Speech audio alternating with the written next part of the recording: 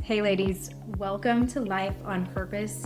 This is a video podcast where we explore the whole woman, our body, mind, soul, and spirit, and how we can maximize each one of these areas to glorify God and go from survival to significance. My name is Heather, and if you're just joining me today, I would invite you to go back and watch or listen to episode 1, which talks about the whole purpose of this show. It's only 5 minutes long, and it will give you a great perspective on what we are all about and where we are going. Today, on episode 2, we're going to start with the why, because honestly, we won't make the effort to change our body, grow our mind, affect change in those that we are around, and live on purpose with God if we don't have a compelling why. So before we start tackling our body, mind, soul, and spirit, we have to tackle the why. And it is really a fascinating topic about heavenly rewards and how our service to God on earth affects our eternal future. Are you ready? Let's do this. But first, coffee. So good. Okay, have you ever wondered what you are going to be doing in heaven for all eternity?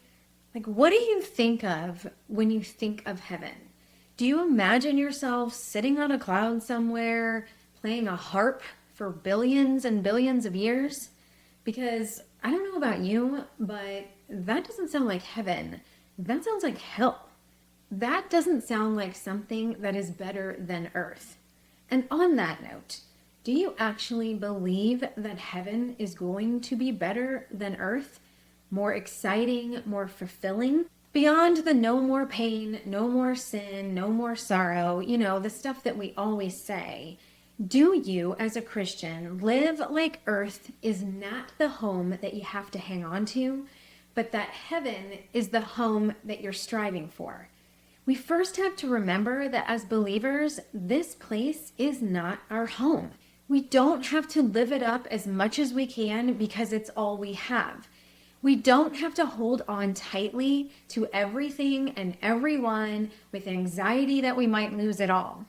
We have to remember that heaven is the place that is truly worth holding on to. Living for the next life will reap unimaginable rewards beyond anything we could ever ask or imagine here.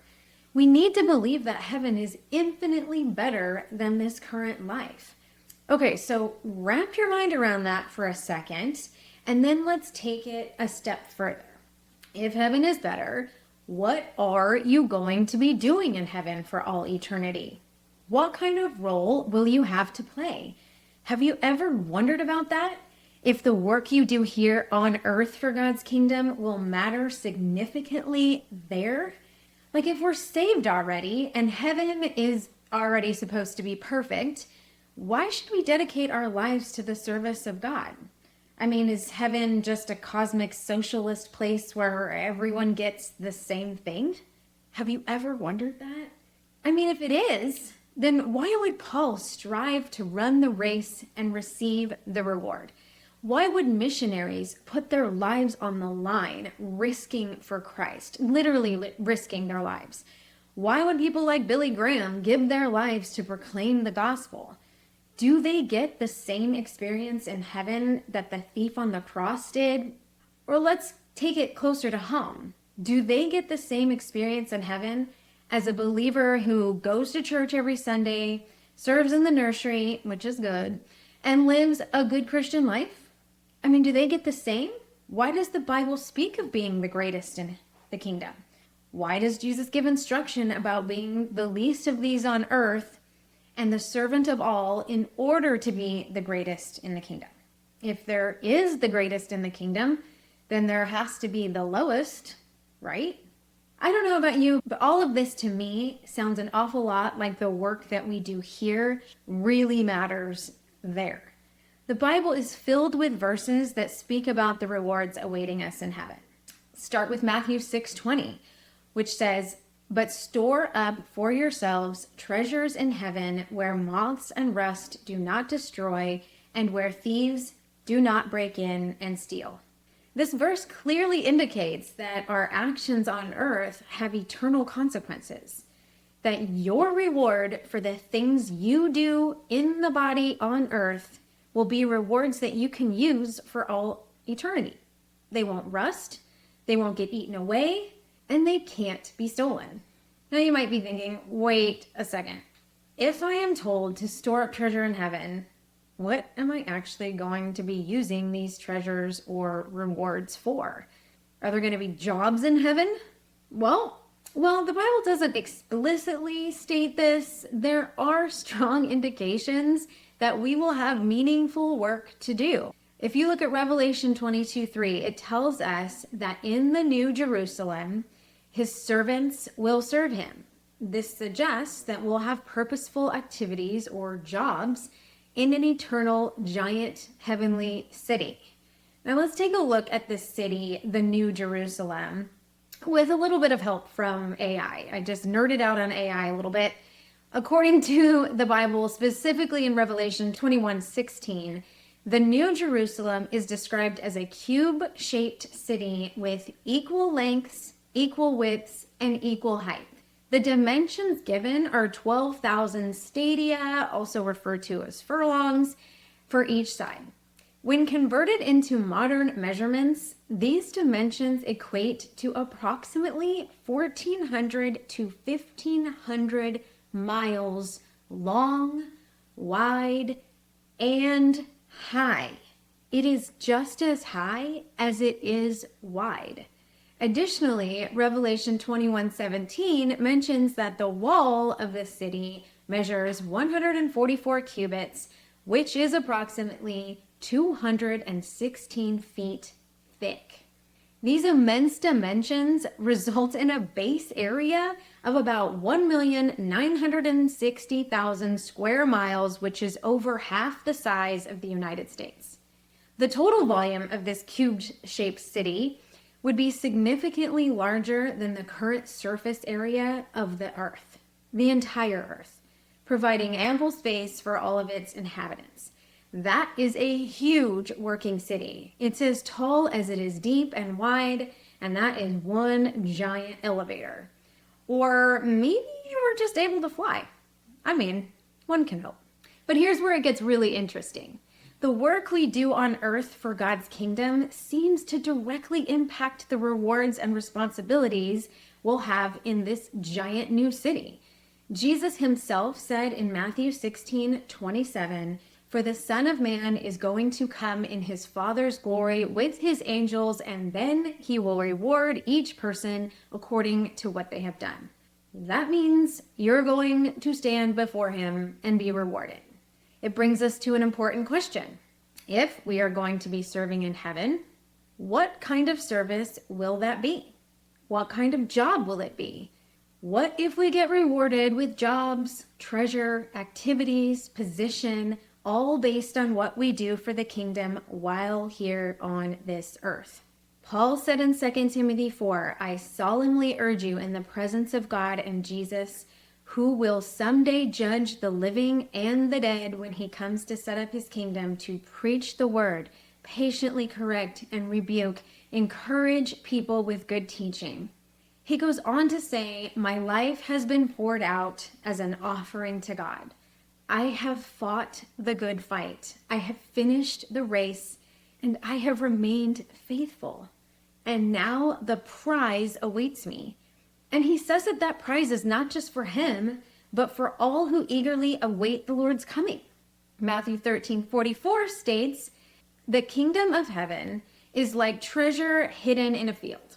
When a man found it, he hid it again, and then in his joy went and sold all he had and bought that field.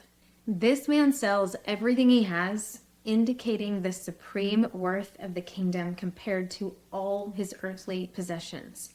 Why would he do that? Why would Paul give his entire life as an offering? What does this mean for us personally? Let me give you something to chew on. Imagine that your current service to God is like an internship for your eternal career.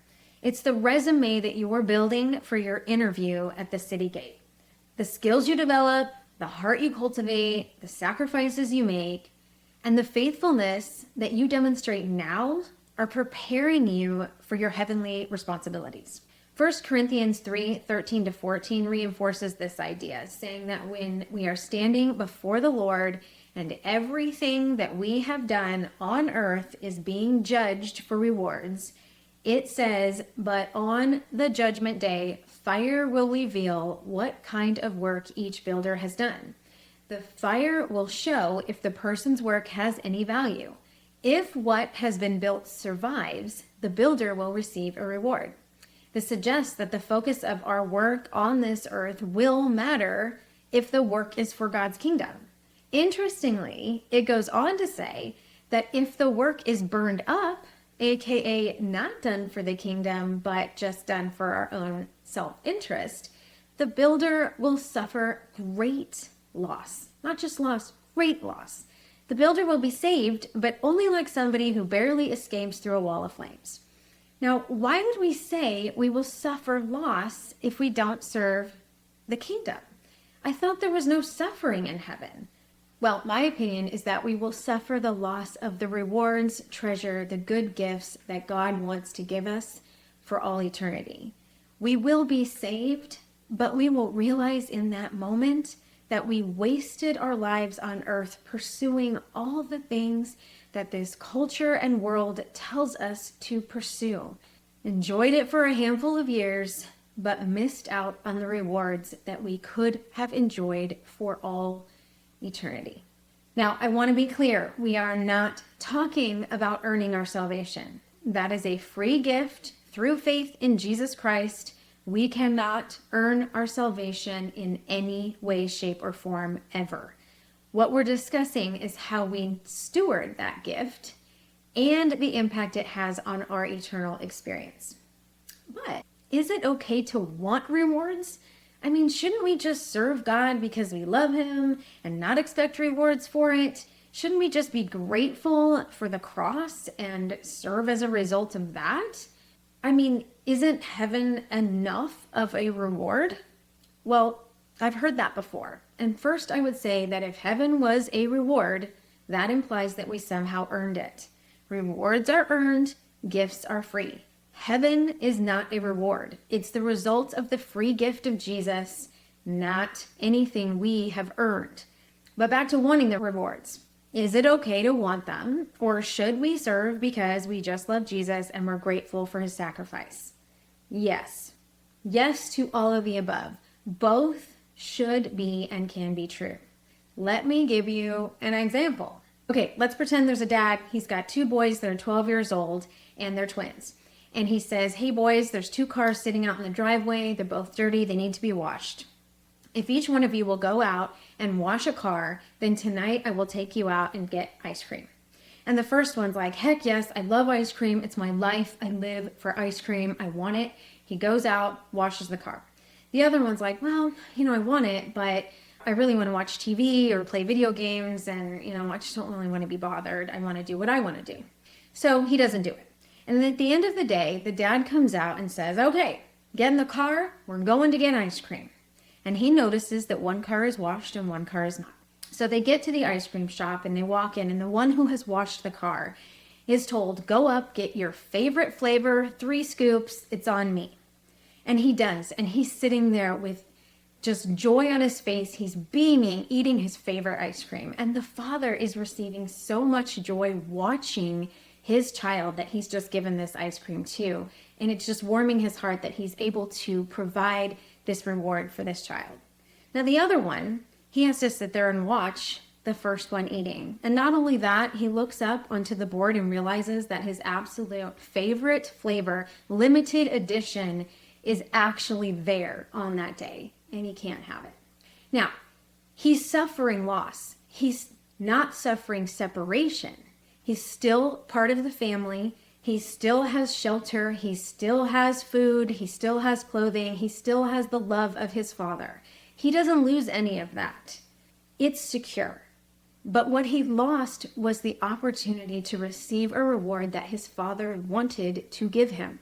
So now back to the first child who received the reward. Was he selfish to want that reward?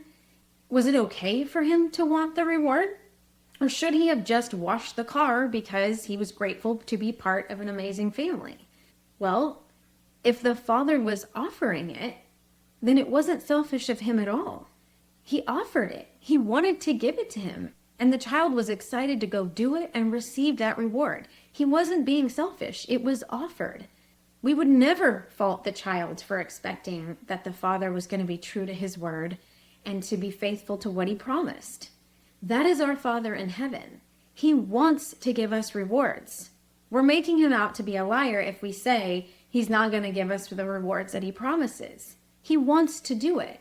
If we, as earthly people, can give great gifts and rewards to our kids, how much more does our Father in heaven want to reward us for a job well done? It is not selfish to believe what God says in his word. He says he'll give it to us for the things done in the body for the kingdom. It's not selfish to want those. Yes, we can do it out of gratitude, and we should, with joy and gratefulness, work for the kingdom.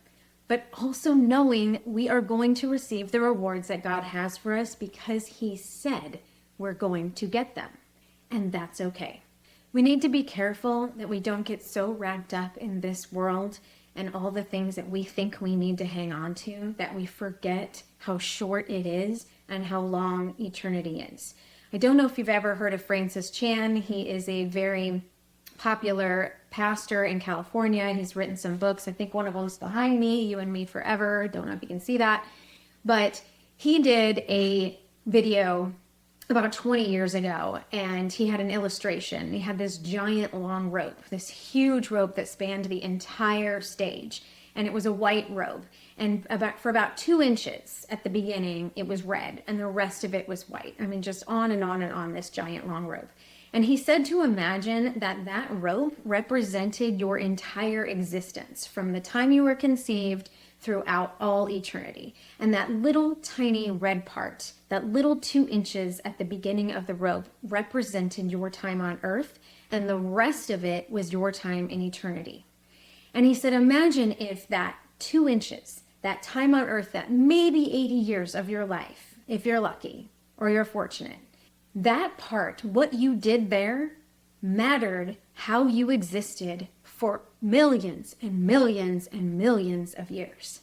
And we get so consumed with this rat race of living and pursuing all these earthly treasures, forgetting that this time here is the only time we have to store up the treasures in heaven that we will get to use forever.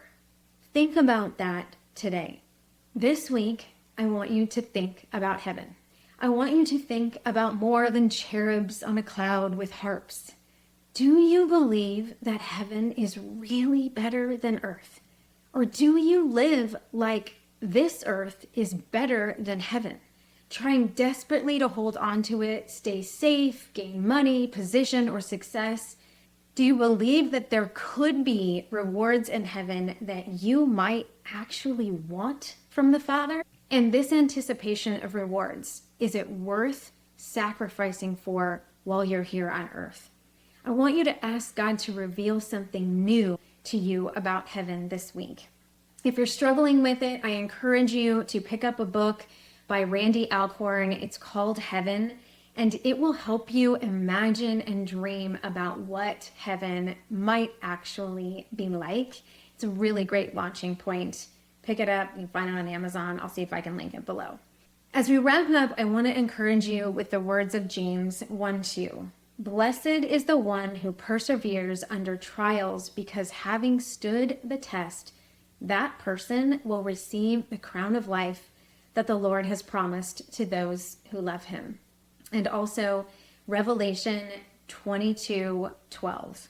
Behold, I am coming soon, and my reward is with me, to repay each one according to what he has done. This is our why. Jesus is coming back, and he is bringing rewards for those who give their life in service to him. Everything you do, big or small, in the service of the kingdom is storing up rewards in heaven. So let's serve God wholeheartedly, not for earthly praise, but with our eyes fixed on the eternal rewards that await us. Let's approach even our daily tasks, no matter how mundane they may seem, as training for our heavenly roles. Make each day count for the kingdom. Well, how do you do that practically? Well, that is what this channel is all about. Training and growing our mind, body, soul, and spirit to become a force for the kingdom. Next week, we are going to start with the body. I'm going to be sharing some practical tips on getting our body in optimal shape so that we can say yes when Jesus knocks on the door and tells us it's time to go. You don't want to miss it. Again, if you haven't seen last week's video or podcast explaining what the body, mind, soul, and spirit is and where we're headed, please go back and have a listen, and I hope that you will subscribe and join us. Thank you for listening or watching. I really appreciate it. If you have any questions, feel free to leave them in the comments. I do not claim to have all of the answers. I'm learning right alongside with you, but we can discover as many answers as we can together. That field, that giant New Jerusalem is worth it. And I am all in with you. See you next week.